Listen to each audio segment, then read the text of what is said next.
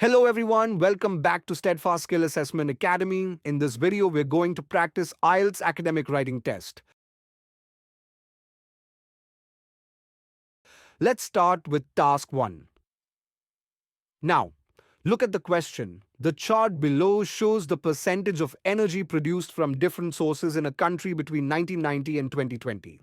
The sources given are coal, natural gas, nuclear, renewables, and others. Now, look at the chart carefully. You can see that coal had the highest percentage in all years, starting at 40% in 1990 and slightly dropping to around 35% by 2020. Natural gas increased steadily from 25% to about 30%. Nuclear energy rose sharply during the 1990s, peaking near 20% in 2000, but then decreased to 15% in 2020. Renewables showed a clear upward trend, starting from only 5% and reaching 15% by 2020. And others stayed fairly stable, between 5% and 20%. Now, let's see how to write the sample answer. The bar chart illustrates the proportion of energy generated from 5 different sources: coal, natural gas, nuclear, renewables, and others between 1990 and 2020.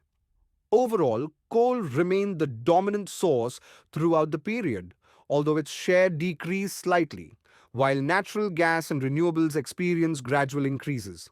Nuclear energy showed a rise in the 1990s but declined in the following decades. In 1990, coal accounted for approximately 40% of total energy production. Despite minor fluctuations, it fell to just above 35% by 2020. Natural gas contributed around 25% in 1990 and rose steadily to roughly 30% by 2020-2020.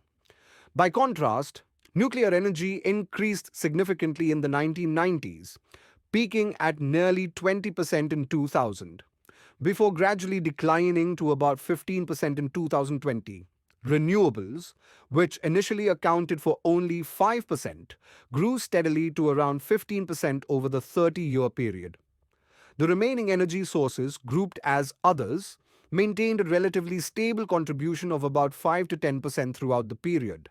In conclusion, while coal remained the primary energy source, natural gas and renewables gained importance over the years, and nuclear energy experienced a mid-period peak followed by a decline.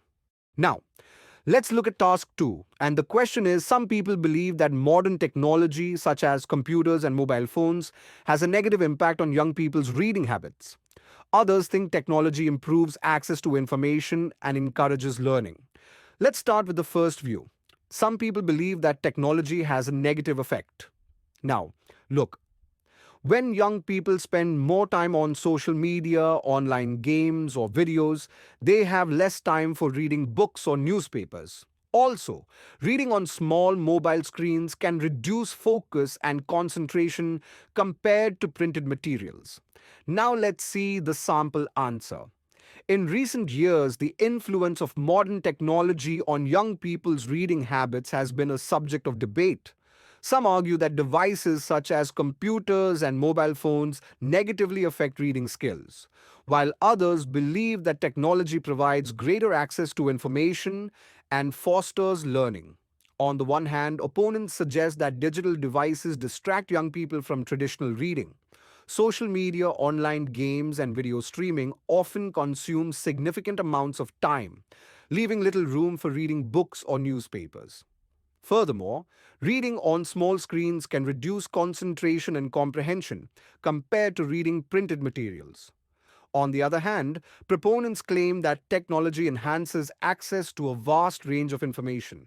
Ebooks, educational websites, and online articles make it easier for students to find and engage with reading materials. Additionally, interactive and multimedia content can make learning more appealing, encouraging students to read and explore topics they might otherwise ignore. In my opinion, while technology can be a source of distraction, its proper use can significantly improve reading habits. By guiding young people to reputable digital resources and balancing screen time with traditional reading, technology can serve as a powerful tool to promote literacy and knowledge. In conclusion, technology has both positive and negative effects on young people's reading habits.